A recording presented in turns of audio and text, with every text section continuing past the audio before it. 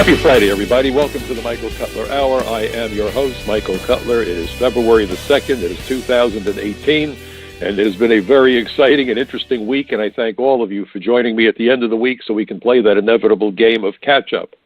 As you know, I'm a retired senior special agent of what used to be the Immigration and Naturalization Service, the former INS, and ever since 9/11, I've truly been a man on a mission trying to wake up our fellow Americans and as many of our alleged leaders as possible as to the true significance of America's borders and America's immigration laws. For too many years, politicians and globalists have tried to convince Americans that our borders were insignificant and that our immigration laws were purely about going after people who washed dishes, worked on farms, and did other menial labor. In point of fact, our borders and our immigration laws are an integral part of virtually every challenge and threat that America and Americans face.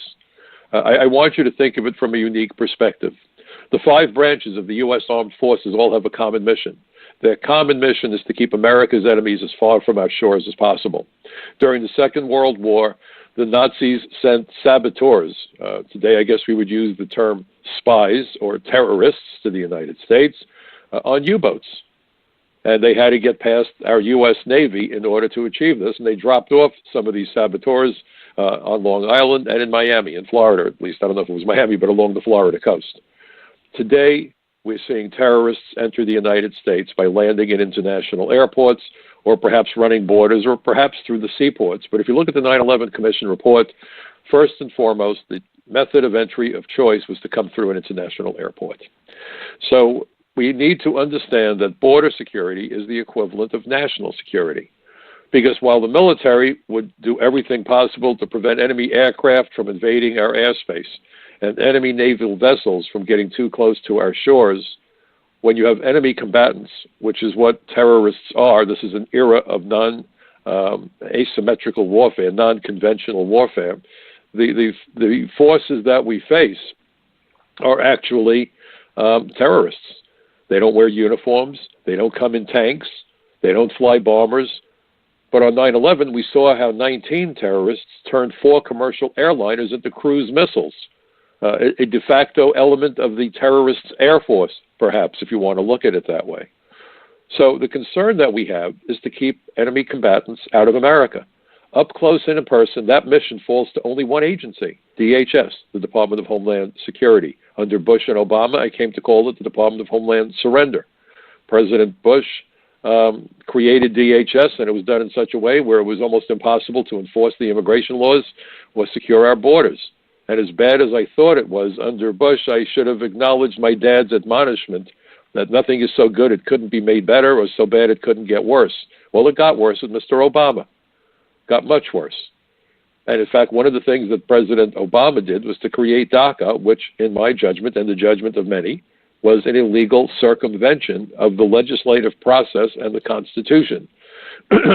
DACA, and I want to talk about DACA this evening because it's something that President Trump included in the State of the Union address, was an end run around the legislative process to achieve a political goal that the globalists in government from both sides of the aisle were unable to achieve through legislation. And that's what I've been writing about. And so let me give you a couple of places I want all of you to check out. Please go to frontpagemag.com, Front Page Magazine. And by the way, if you like the articles that I write, please become part of what I call my Bucket Brigade of Truth. I want you to post these articles on Facebook. I want you to email the links to your friends. I want you to tell them to do the same thing because the mainstream media is not covering this information. After 9/11, I was averaging 15, maybe 20 television interviews per month, MSNBC, Fox News, ABC, CNN. Today, it is rare that a former immigration law enforcement officer gets airtime in the mainstream media. Now, what has happened?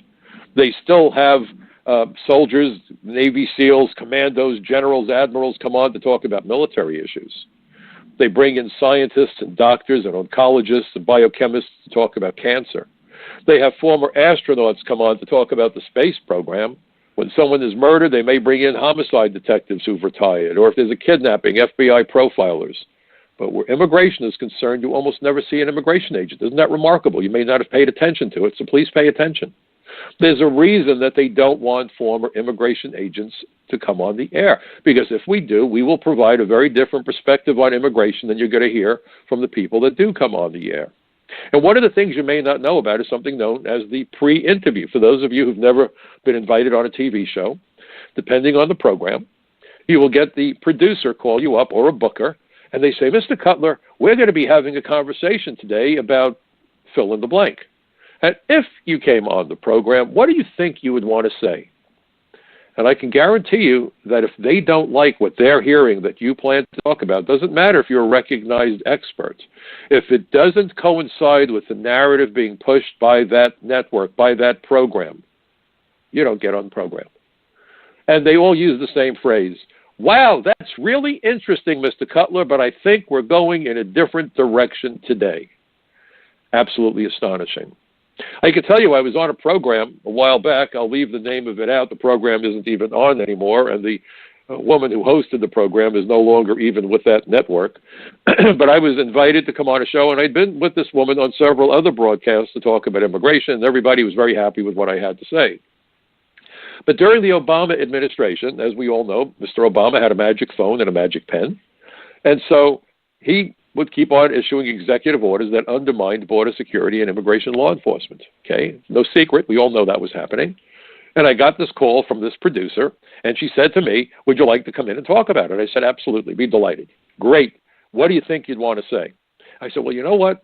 What he's doing is undermining the rule of law and the Constitution. And the producer said, yes, that's excellent. I said, he's undermining public safety and evading or ignoring the findings and recommendations of the 9/11 Commission. She said, wait one moment, where are you getting that from? Well, I read the appropriate section of the 9/11 report, or perhaps the 9/11 Commission staff report on terrorist travel, also an official document. That latter report, by the way, was prepared by the attorneys and federal agents assigned to work with the 9/11 Commission. It was published by the government printing office, certainly an official document. And I read the appropriate section, and she said, wow, that's really interesting, but I don't think we're there yet. Well, where's there? She wouldn't answer me. She said, let me get back to you. Well, I called back later on because I hadn't heard from them, and she said, oh, we figured that if we didn't call you back, you would figure that we weren't going to have you on. I said, great. So the person who did come on focused on undermining rule of law and the Constitution, ignored public safety and national security. I was astonished. And it angered me, because immigration is about national security. If you read the 9/11 Commission report, and those of you familiar with my work, you know that I provided testimony to the 9/11 Commission, that I've been before numerous congressional hearings in the House and Senate, primarily to discuss the nexus between immigration failures and public safety, criminal activity, and the threat of terrorism. And so it was frustrating. And several months later, we had the attack at San Bernardino, California. A woman with a K-1 visa, we all know the dreadful story, killed a bunch of her former co-workers who had thrown a party for her when she gave birth. I mean, talk about knifing your friends in the back. They shot their friends in the back. And the bloody scene was unbearable. And I was in a state of rage. And so I called up that booker, and I did not want to talk to her. I just wanted to leave her a message. I had absolutely less than zero desire to have a conversation with her. And so the message I left her was, this is Mike Cutler. I'm sure you remember me. A while back, when I tried to link immigration with national security and public safety, you told me we're not there yet. So here's a question that you need to consider and answer, not for me, but for you. When you look at the bloody carnage, when you look at the grieving family members, when you see the wounded, when you see the blood-spattered hallways, the question that you need to ask yourself is, are we there yet? And I hung up the phone. Immigration is an integral part of the war on terror. And yet you would never know it, because the globalists from both parties are doing everything in their power to make Americans forget about the role of immigration in 9/11, San Bernardino, the Boston Marathon, the bombing of the Times Square, Faisal Shahzad, the Times Square bomber. And DACA plays into this. And that's why I've written articles for Front Page Magazine. This is what I wrote about for The Social Contract. It's what I discussed when I was on Newsmax with an old friend, Bill Tucker, who used to be one of Lou Dobbs' correspondents back in the days when Lou was at CNN, and I was kind of a fixture on that show. I tended to appear on Lou Dobbs Tonight once a week or so, and even when I wasn't on the program frequently, Lou's producers and reporters would reach out to me for advice, suggestions, and so forth. And so Bill Tucker interviewed me for Newsmax, and I also wrote a commentary for Newsmax. And in fact, the title of my commentary for Newsmax this past week is pretty self-evident. Trump's shaky, quote, immigration pillars, unquote, will compromise national security. And that's what I wrote about. I wrote about the same thing for frontpagemag.com that was just published this morning, Friday morning. And so it's really important to please read my articles. Please read them in their entirety. You know, people today only want to read headlines. If it's more than 12 words, it seems like we have the attention span of goldfish. But if you look at what was proposed by the president, I have to tell you, it disturbed me. Now, I respect President Trump. I loved his speech, except when he turned to the topic of immigration. The idea that we put America first is wonderful. This is the first time we've had a president in decades putting America and Americans first. I just want to make sure that his actions match the words. The actions match the words. And I have misgivings about the way that he wants to deal with DACA.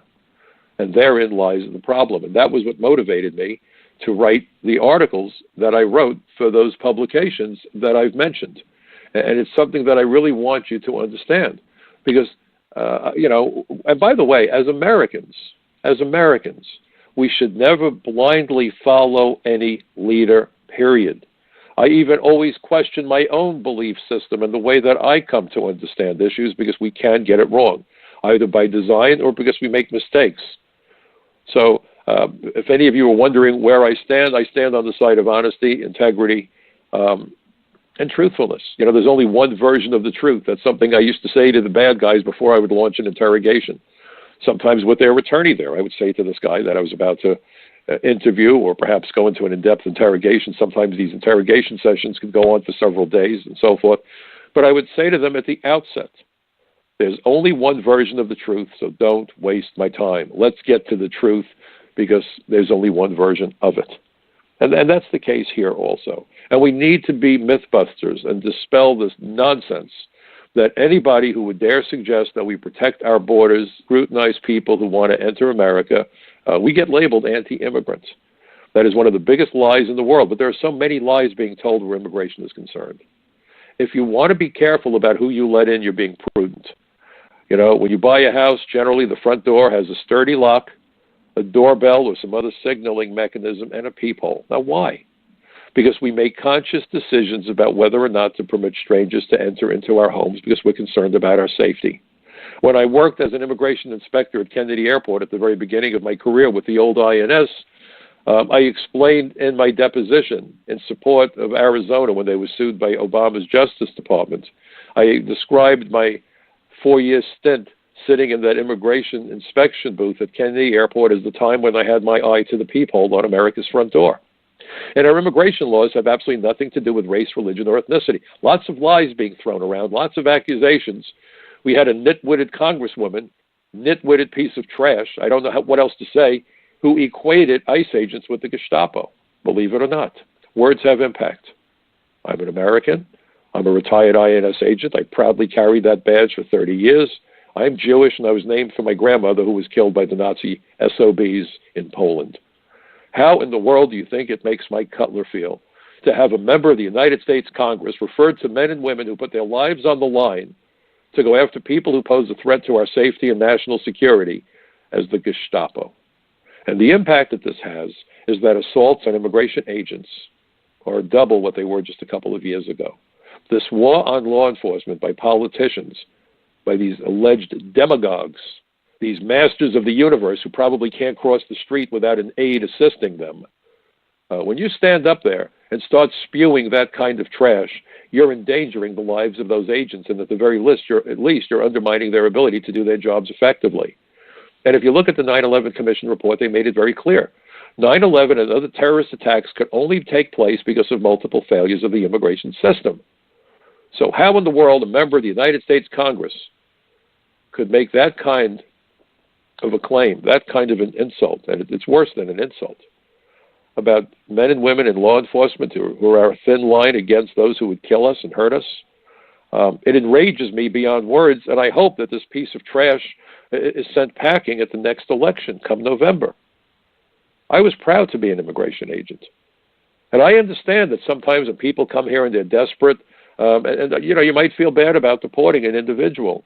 But when you look at the numbers, and forget that 11 million figure, that's garbage. We probably have 30 or 40 million illegal aliens in the country. It's about displacing American workers. And please don't fall for the nonsense that they take the jobs Americans don't want.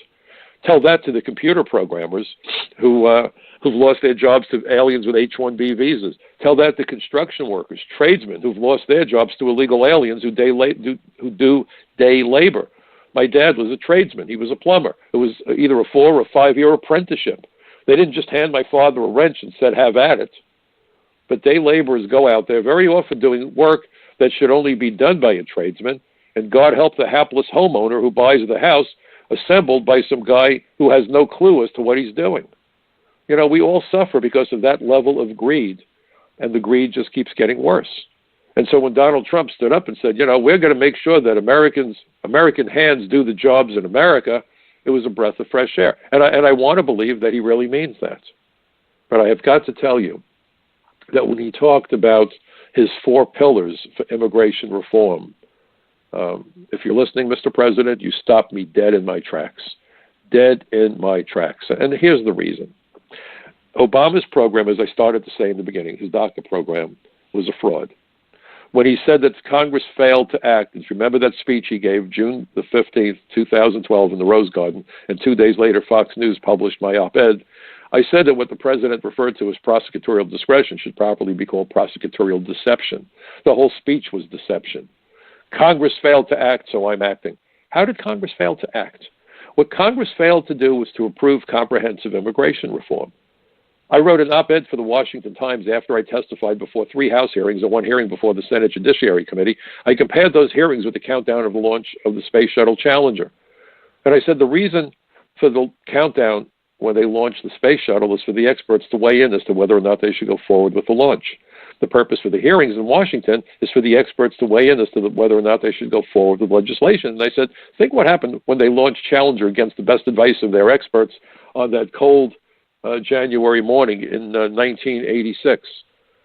73 seconds after liftoff, the Challenger was ripped to shreds by an exploding fuel tank. It turned out that the O-rings in the extreme cold of launch that morning weren't able to stop the hot gases from getting past the O-rings and acted kind of like a torch and cut into that big fuel tank that the shuttle was attached to, and it blew up. I said, but now it's not 7 astronaut lives hanging in the balance, but 300 million plus American lives. And if we're going to be honest about comprehensive immigration reform, let's call it what it truly is.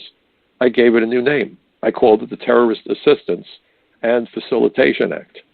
Senator Jeff Sessions, he was a senator from Alabama back then, liked it so much he quoted me from the floor of the Senate on 3 separate occasions and then sent me a certificate wherein he said that it was his belief that his ability to use my words persuaded his colleagues in the Senate to vote down bad legislation.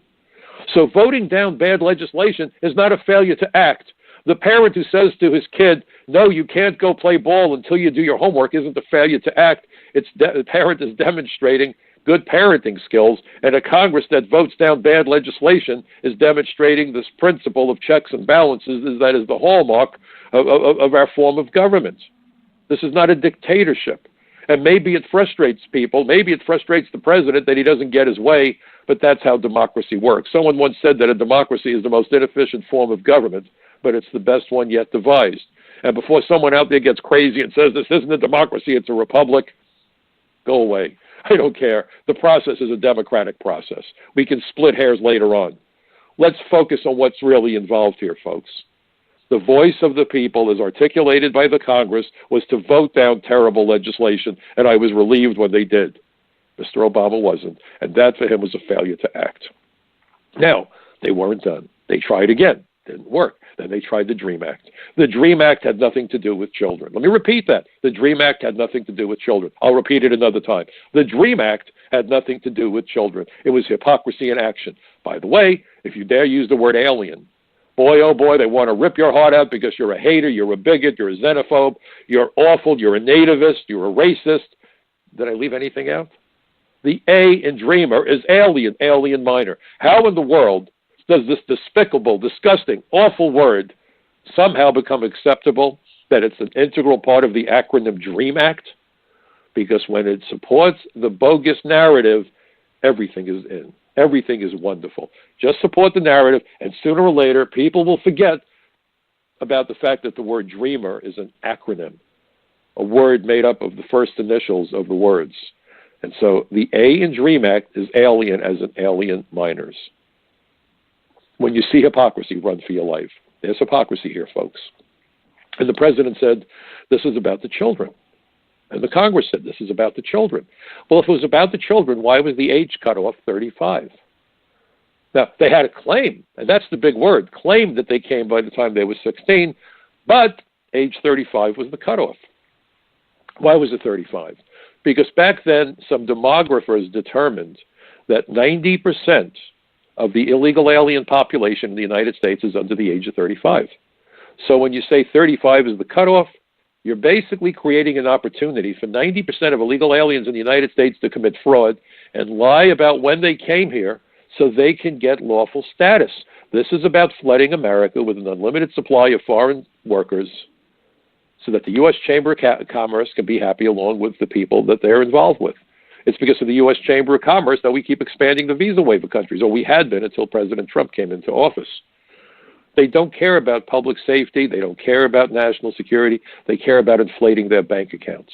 And as long as individuals and organizations like the Chamber of Commerce, like Silicon Valley, like all these other characters, are more concerned with head counts on airliners and head counts at the baseball parks and head counts in the factories than they are with body counts in the morgue, nothing is going to change. Well, actually, something did change. It's called the election of Donald Trump. So understand what happened. The DREAM Act was about giving as many illegals as possible lawful status. It was because comprehensive reform couldn't pass. They gave it a new name and decided that the American people have a soft spot in their hearts because we are that kind of a people, that if we link it to children, the Americans will fall for it. Well, unfortunately for them, the Americans did not fall for it. So Barack Obama stands in the garden, the Rose Garden at the White House, and says, this is about the children, this is about the kids, this is about the young people. Kept using those words. Well, if it was really about the children, why didn't Mr. Obama simply say, anybody under the age of 21 who's here illegally, who was brought here by his or her parents or somebody else where they had no control over it, come to an immigration office with your report card, with your school transcript, with your school ID, and we'll try to work something out with you. Because then we really would be dealing with children. You see? They made it age 31. Maybe he figured it sounded better than 35. I have no idea what the thought process was. But again, not about children. If it was about children, limited to kids. You know, this may sound kind of sick. I remember I arrested some guy one day from Jamaica. And believe it or not, we didn't only arrest illegal aliens from Mexico. We've arrested them from England and Canada, Australia, Japan, Israel, Pakistan. Yes, Mexico and Colombia, but Canada as well. This is about aliens, people who are not citizens. It's not about a particular ethnic group. If it was, I would never have enforced the laws. And I arrested this guy.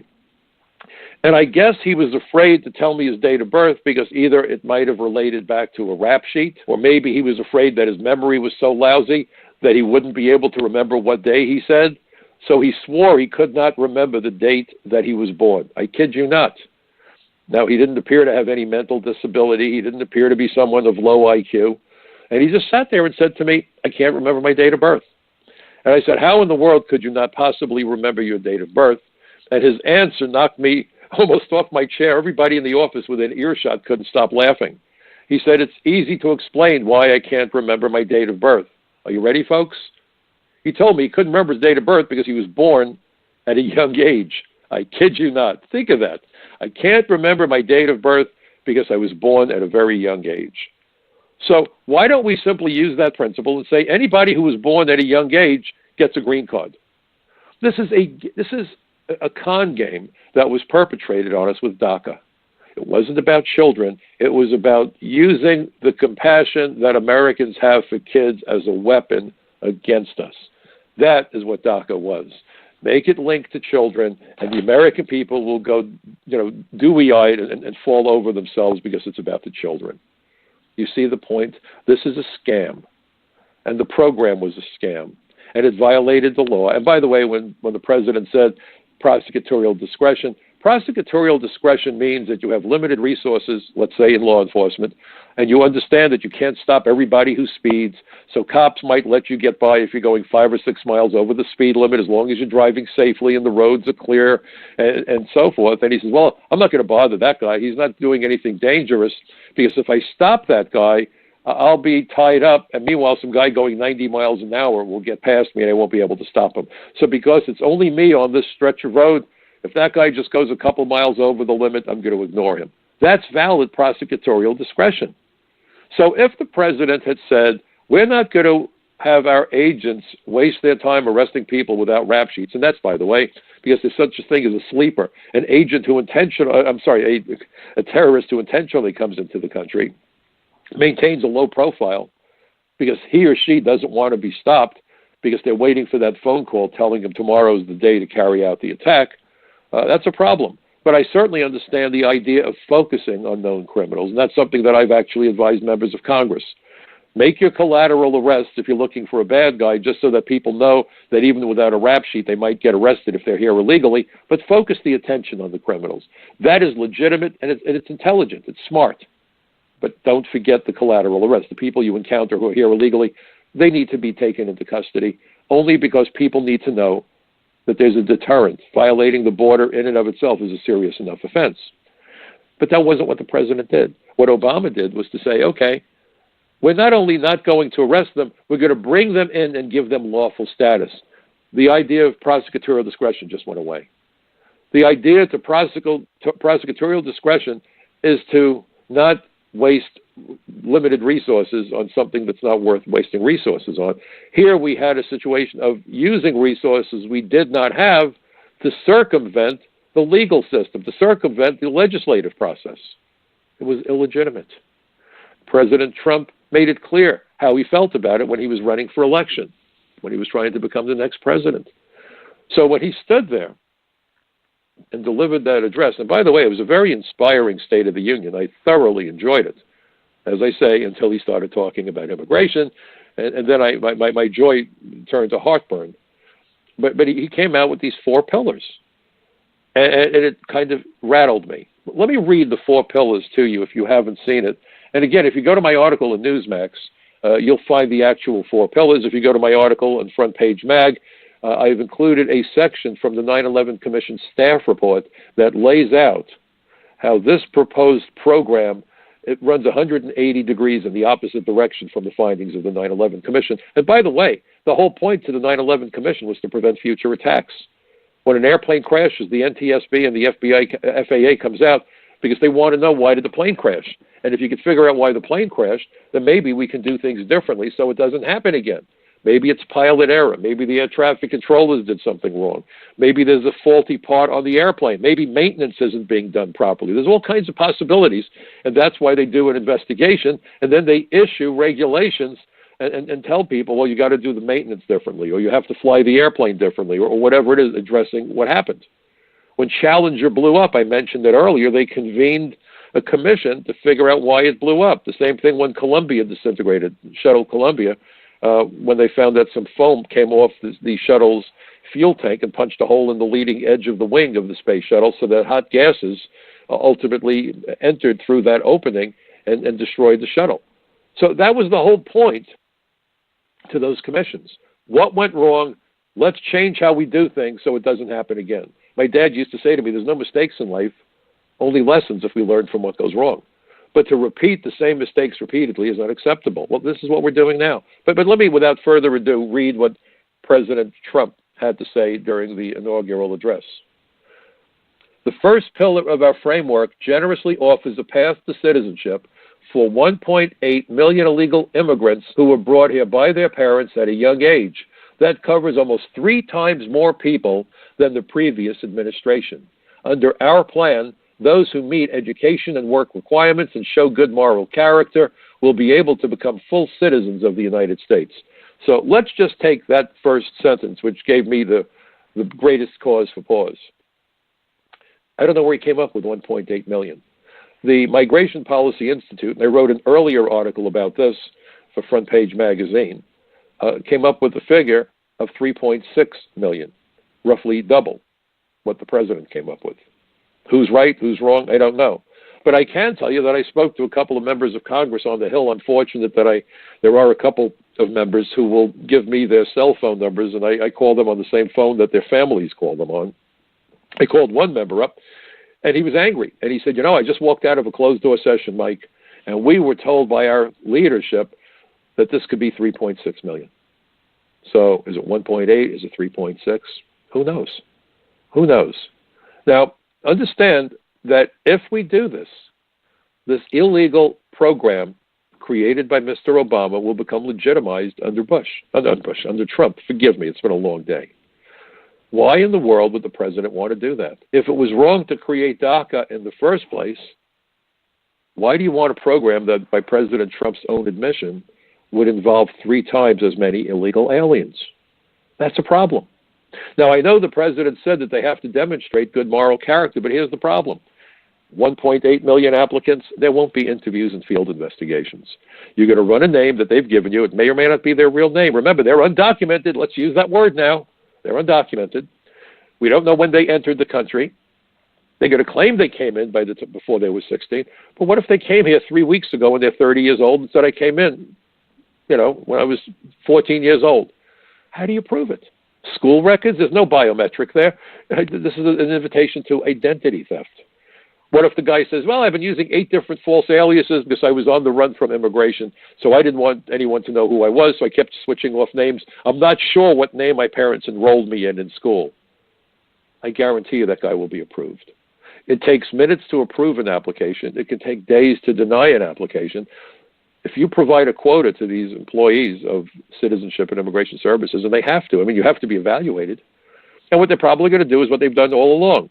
Remember, this is national security. The work you do is important. Oh, and by the way, you better move 12 applications a day. Well, guess what? If you want to meet the quota of 12 a day, maybe you can deny 1 application every month or 2. How do I know? I was an adjudications officer for a year. See, the advantage I have, folks, is I did these jobs myself. I didn't read about it. I didn't have someone explain it to me, so I was there. I was an inspector for 4 years. I was an adjudications officer for a year doing marriage interviews like you've seen on TV.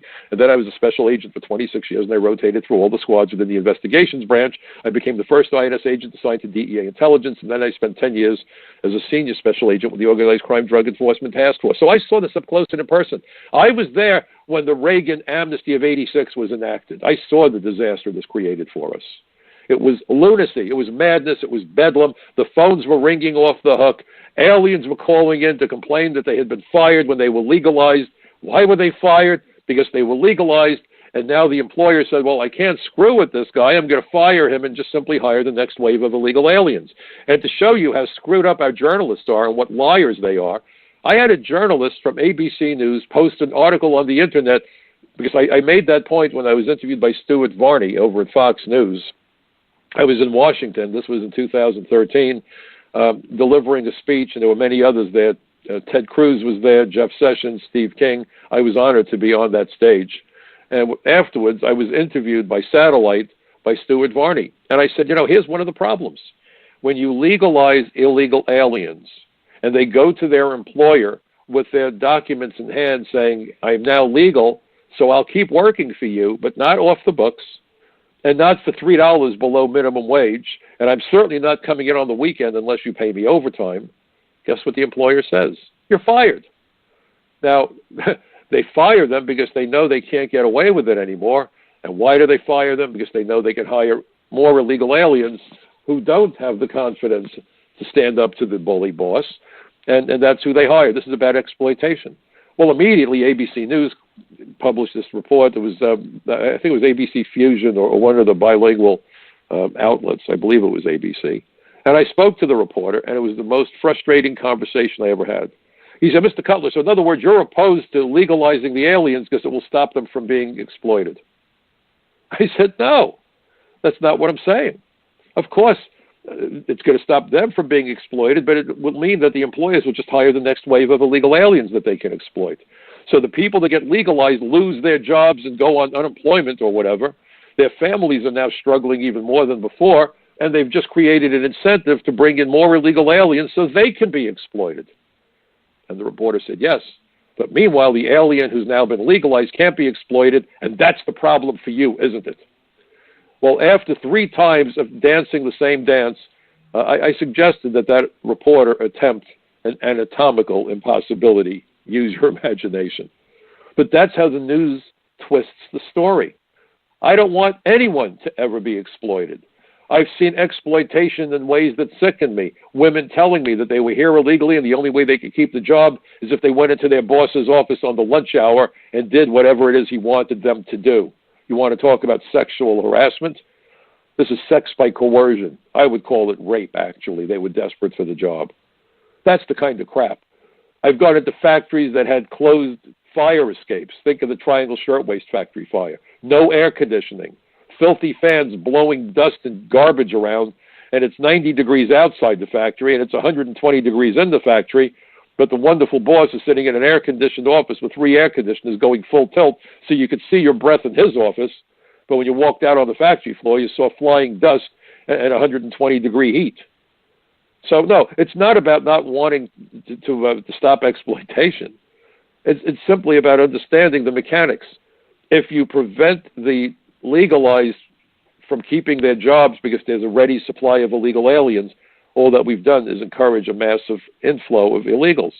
And by the way, since that wonderful Reagan amnesty, and I'm being sarcastic, we had the greatest influx of illegal aliens in the history of the United States. But the reporters like to twist the story. So now we have President Trump, and he's talking about 1.8 million without explaining where he got the number from. We're talking about 1.8, and you have the Migration Policy Institute saying 3.6. And what happens if it turns out to be 5 million? What happens if it turns out to be 6 million, 8 million, 9 million? We don't know. People that have not yet arrived in the United States would be eligible to apply. And without a face-to-face interview, without anyone able to do field investigations for millions of people, you just can't do it. This is Lucy at the Bonbon Factory on steroids, if you remember I Love Lucy. Or if you remember the guy with the spinning plates. Boy, I'm really showing how old I am.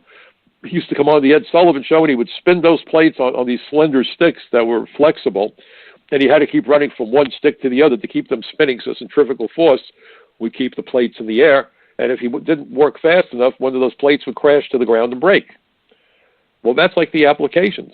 You've got to move them so quickly, and what does that mean? Well, there's an inverse relationship between speed and accuracy. Now, if you remember, after 9/11, we were constantly told, in order to be successful, the terrorists only got to get it right once. And we've got to be right 100% of the time. Every alien who gets a visa creates an opportunity for the terrorists to get it right that one time that they're looking for. Most of the aliens who've attacked us were admitted legally. Most of the aliens who attacked us were granted lawful status. The Tsarnaev brothers got political asylum. They both got green cards. One became a citizen. Faisal Shahzad, the Times Square bomber, came on a student visa, got married, got a green card, became a U.S. citizen less than a year or about a year before the attack. You're supposed to do a good moral character investigation to make sure that the guy's a good guy. Not enough that he doesn't have convictions for crimes, but that he's conducting himself properly. In the old days, if an alien applied for citizenship and he was never convicted of a crime, but you had enough neighbors saying, you know, this guy is okay till he gets drunk, and boy, oh boy, Friday nights when he gets that paycheck, he stops at the bar, he hangs out with the hookers, he engages in illegal gambling, and when he comes in at 3 in the morning, reeking of booze, and his wife dares to say anything, he beats her up, but she never goes to the police. He threw his son's dog out the window one day because he was drunk and angry at his son. Well, if you had enough people corroborating that kind of stuff, you wouldn't naturalize the guy because clearly he was not demonstrating good moral character. Under the Clinton administration, forget about it. They simply said, let's naturalize everyone, even at times when fingerprints didn't come back in time. Go look up Citizenship USA, CUSA, C-U-S-A. Look at the Clinton administration. Look at the investigation conducted by the General Accountability Office and the Office of Inspector General, Internal Affairs. 1.1 million aliens rushed through the system quicker than you-know-what goes through a goose. They came with all sorts of visas and so forth, and then they become citizens, and no one has a clue as to who half these people were, and we naturalized them. Chuck Schumer was the advocate for agricultural amnesty in the 86 Reagan amnesty, the Immigration Reform and Control Act. Well, guess what? Mahmoud Abu Alima, the ringleader of the 93 deadly bombing at the Trade Center that killed 6, injured more than 1,000 people, and damn near brought the tower down sideways, got agricultural amnesty claiming he worked on a farm in Florida picking beans when in reality he drove a cab in New York. And Chuck Schumer's out there screaming about this. I mean, we're getting hammered, folks, from both sides. So Donald Trump said, we're going to legalize all these people, and we're going to give them a path to citizenship. So now the big fight is over whether or not to give them citizenship. Well, citizenship, of course, amps up the ability of these folks to operate because they now have 2 passports. They keep their old passport. But I will tell you that many terrorists who've attacked us did not bother with getting citizenship, because the 9/11 Commission report made it clear that simply giving someone an application while it's being adjudicated, the terrorists were free to move around the country, go to school, get money, make contacts, acquire materials, and carry out a terrorist attack. Not my words. It's right in the 9/11 Commission staff report. It's right in the 9/11 Commission report as well. There was nothing in the president's speech, by the way, about going after employers of illegal aliens, nothing in the speech about going after sanctuary cities. My goodness, there could have been a sentence about that. So I think I've explained why I'm worried about the legalization program. What I don't understand is why the president simply didn't say, look, if you were processed for DACA, this shouldn't have happened, but we understand that you folks are putting down roots. Maybe you've got a job. Maybe people are depending on you. We're going to try to be fair about this. If you got your application, if you were approved, we'll take care of you. Why in the world is President Trump willing to triple the number of aliens? And we don't even know where that number of 1.8 came from. It's problematic. Now, he may well have a great answer, and I'm waiting for the answer. But I'm not sure. And nobody should be sure. We have to make our leaders accountable. The problem we have today with our politicians is nobody makes them accountable. We are lousy employers. They're our employees. Make them accountable, you see. Now, the second pillar fully secures the border. That means building a wall on the southern border, and it means hiring more heroes like CJ. CJ was an ICE agent. Well, I'm in favor of that because we need many more ICE agents to keep our communities safe. Crucially, our plan closes the terrible loopholes exploited by criminals and terrorists to enter the country, and it finally ends the dangerous practice of catch and release. Well, we had catch and release not only on the border, but within the interior of the United States. I hope he means more jail space. I hope he means more agents. Hope is not a strategy, but let's give him the benefit of the doubt. But I have a problem with the statement that the second pillar fully secures the border. How many border states do we have, folks? This nonsense that we have 4 border states, California, New Mexico, Arizona, Texas, bogus. We are a nation of 50 border states. We have a Canadian border as well as the Mexican border. We have 95,000 miles of coastline, and we have international airports in all of the states. Those are all border states. New York State hits the trifecta. We share our border with Canada. We share we don't share, but we have access to seaports and coastline, and we have international airports. Is New York going to be made secure by the wall on the border? Not hardly. Do we need to build a wall? Yes, I'm a big proponent of the wall, but I come to compare a wall on the border with a wing on an airplane. Without a wing, the airplane doesn't fly, but a wing by itself goes nowhere. So I want him to fully secure the Mexican border, but he didn't say the Mexican border. He said the second pillar fully secures the border. How about the borders? No word about that. Why do we still have a visa waiver program? Now, I understand that the president wasn't about to talk about everything, but please understand that as far as I'm concerned, this is kabuki theater. This is kabuki theater. If you're really certain and determined to secure the borders, please don't tell me a wall on the border is going to prevent aliens from coming in through Canada or stowing away on ships or entering at airports and violating the terms of their admission. And we know that the process by which aliens are granted lawful status has many flaws in it. And yet the president is willing to use this dysfunctional agency of Citizenship and Immigration Services and have them process millions more applications for DACA people. And they're already doing 6 million applications or more per year over there. They're up to their eyeballs in paper. This isn't going to work out. Then he said the third pillar ends the visa lottery, a program that randomly hands out green cards without any regard for skill, merit, or the safety of our people. It is time to begin moving toward a merit-based immigration system, one that admits people who are skilled, who want to work, and who will contribute to our society, and who will love and respect our country. I agree. But we got to make certain that by bringing in foreign workers that he described, that we are careful to do investigations to make certain that none of these willing foreign workers displace American workers. Again, How will that be accomplished? How many of those applications will you be able to scrutinize to make certain that some employer isn't simply gaming the process so he can get rid of Americans and hire people from other countries whose only claim to being exceptional workers is that they're willing to work for exceptionally low wages under exceptionally adverse conditions? And this isn't just about illegal aliens, folks. You're seeing it in the computer industry, bringing in workers from India who work for much, much less than their American counterpart. If that's what the president has in mind, we're back to square one and we're undermining American high-tech workers, and that's what Alan Greenspan called for. Greenspan referred to high-tech American workers when he testified for Chuck Schumer on April 30th, 2009, referred to high-tech American workers, the high-skilled American workers, as the privileged elite. I kid you not, earning a wage premium because they were being shielded from foreign competition. And Greenspan went on to say that if we could only get rid of that shield for the American workers, we could greatly reduce wage inequality and thereby eliminate or greatly reduce the difference in wages between Americans with skills and those with lesser skills, the engineered destruction of the middle class. So again, I want to know what Mr. Trump's plan is. Now again, this is a State of the Union. It's not law. I haven't seen the details, and the devil is truly in the details. But these are the questions that I raise. Is he trying to do the right thing? I want to believe he truly is. I think he is. But you know what Reagan said, trust but verify, you know? And then finally, he says the fourth and final pillar protects the nuclear family by ending chain migration. Well, I agree with that. Under the current broken system, a single immigrant can bring in virtually unlimited numbers of distant relatives. Under our plan, we focus on the immediate family by limiting sponsorship to spouses and minor children. This vital reform is necessary not just for our economy, but for our security and our future. Now, further on in the speech, he talked about how people that came in under chain migration committed terrorist attacks, and he noted the two recent attacks in New York City. One was fatal, where 8 people were killed by a guy in a truck who went down the bike lane, and the other where a bomb was detonated near 42nd Street in the subway system, where fortunately nobody died. But the point was, that's not the only kind of visas that the terrorists use. As I said earlier, you have the K-1 visa in San Bernardino, you have the Tsarnaevs with tourist visas and student visas, you have Faisal Shahzad, the Times Square bomber, on a student visa. So why are we simply saying that the only visas that we have to worry about are visas issued to people under chain migration? That's not accurate. The 9/11 Commission drew no such limit.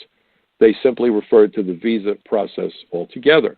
Another word that the president used that I found disturbing was loophole. We have to end the loopholes that enable exploited by criminals and terrorists to enter the country. What loopholes?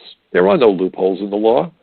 Fraud was the issue. People lying on their applications and getting away with the lies, lying about their identities, lying about their backgrounds, lying about their affiliations with criminal or terrorist organizations. That's not a loophole. That is absolutely positively not a loophole. That is fraud. And immigration fraud, I will go back to it again, was identified by the 9/11 Commission as the key entry and abetting tactic of the terrorists. And ironically, I was first called upon to participate in a congressional hearing on May 20th, 1997, on the issue of visa fraud and immigration benefit fraud because of 2 terror attacks carried out in the United States in 1993. A Pakistani by the name of Kansi shot up the CIA January 93, killed 2 CIA officers, wounded 3 others, and fled the country. Typical tactic of the bad guys from other countries. They have an escape hatch through which they can escape. It's called get out of Dodge. In the case of Kansi, given the crimes he committed, he was brought back here, put on trial, found guilty, and executed. It did not, however, bring the dead back to life. And then you had the first bombing at the Trade Center.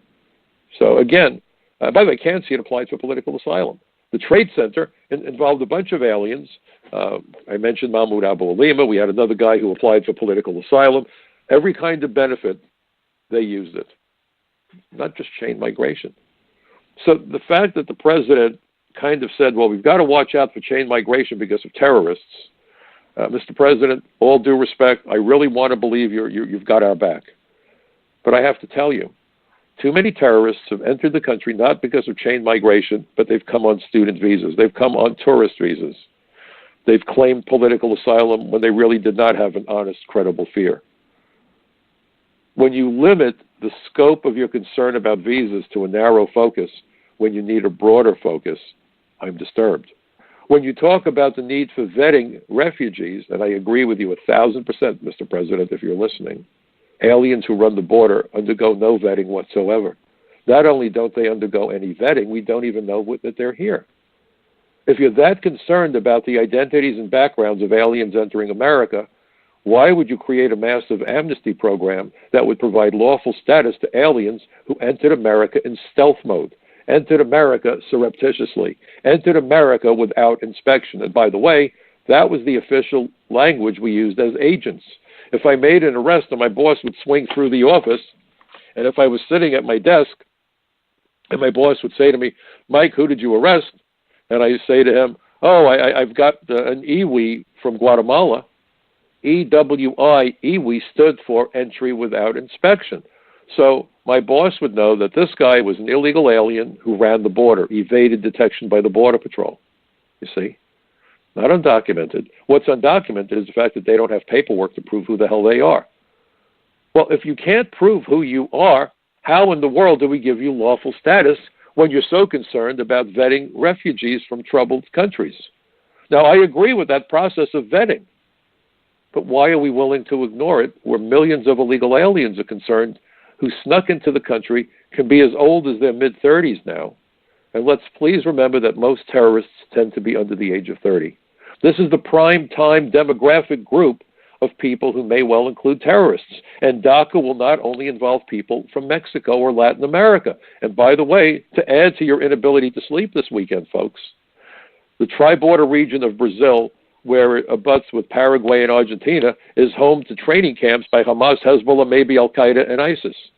We know that there are Iranian shock troops flying into Caracas, Venezuela, and Venezuela is providing these folks with bogus passports. Real passports inappropriately issued to them, so Muhammad can be transformed into Miguel quite easily. And if those aliens live in Latin America for a few years, they pick up the language and so forth, it may be impossible to determine whether that person is really from Venezuela or might be from Iran. This is a dangerous program. I want to believe that somehow this is a bargaining deal.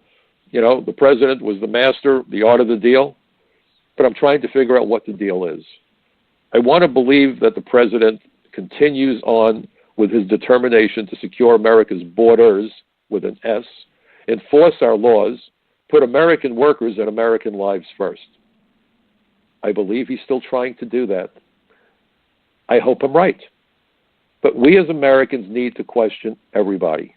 We as Americans need to reach out to our elected representatives and make certain that they understand what our concerns are. And when I can watch members of the Democratic delegation upset when the president pointed to the fact that we now have the lowest unemployment rates in America's Black and Latino communities, I wonder what their agenda is, and I wonder why Americans aren't paying attention to their reaction. And you know, I'm a registered Democrat. I'm not being partisan. I never am, folks, but I am being American. I thank you so much for joining me this evening. It's always a pleasure to get together with you at the end of the week so we can play that game of catch-up. Please go to my website, michaelcutler.net. Please go to frontpagemag.com, The Social Contract, Newsmax. Get involved. Please share my materials with as many friends as you can, by Facebook, by email, by any means possible. Please be part of my Bucket Brigade of Truth. And please, folks, let's remember that democracy is not a spectator sport. I look forward to being with you again next week, right here on the Michael Cutler Hour. Meanwhile, I wish you all a wonderful weekend.